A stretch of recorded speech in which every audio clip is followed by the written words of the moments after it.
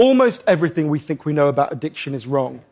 The idea of addiction we've all got in our heads, that story, comes partly from a series of experiments that were done earlier in the 20th century. You get a rat and you put it in a cage, and you give it 2 water bottles. One is just water, and the other is water laced with either heroin or cocaine. The rat will almost always prefer the drugged water and almost always kill itself quite quickly. In the 70s, Bruce Alexander, professor of psychology in Vancouver, comes along and he looks at this experiment and he noticed something. He said, we're putting the rat in an empty cage. It's got nothing to do except use these drugs. Let's try something a bit different. So Professor Alexander built a cage that he called Rat Park, which is basically heaven for rats, right? They've got loads of cheese, they've got loads of coloured balls, they've got loads of tunnels. Crucially, they've got loads of friends, they can have loads of sex, and they've got both the water bottles, the normal water and the drugged water. But here's the fascinating thing. In Rat Park, they don't like the drugged water. They almost never use it. None of them ever use it compulsively. None of them ever overdose. You go from almost 100% overdose when they're isolated to 0% overdose when they have happy and connected lives. What if addiction isn't about your chemical hooks? What if addiction is about your cage? What if addiction is an adaptation to your environment? This has really significant implications. The most obvious implications are for the war on drugs, right? We punish addicts, we shame them, we give them criminal records, we put barriers between them reconnecting. Now, there's a place that decided to do the exact opposite, and I went there to see how it worked.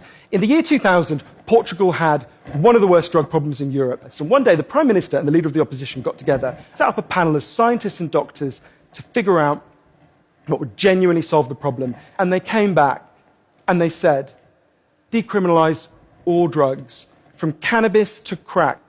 But, and this is the crucial next step, take all the money we used to spend on cutting addicts off, on disconnecting them, and spend it instead on reconnecting them with the society. But the biggest thing they did was the complete opposite of what we do. A massive program of job creation for addicts and microloans for addicts to set up small businesses.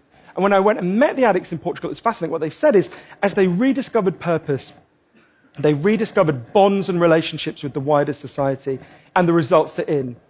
Injecting drug use is down in Portugal, according to the British Journal of Criminology, by 50%. Overdose is massively down. HIV is massively down among addicts. Addiction in every study is significantly down. We talk all the time in addiction about individual recovery, and it's right to talk about that. But we need to talk much more about social recovery. We created a society where, for a lot of us, life looks a whole lot more like that isolated cage and a whole lot less like Rat Park. What I try to do now, and I can't tell you I do it consistently, and I can't tell you it's easy, is to say to the addicts in my life that I want to deepen the connection with them, to say to them, I love you, whether you're using or you're not, and if you need me, I'll come and sit with you, because I love you and I don't want you to be alone or to feel alone.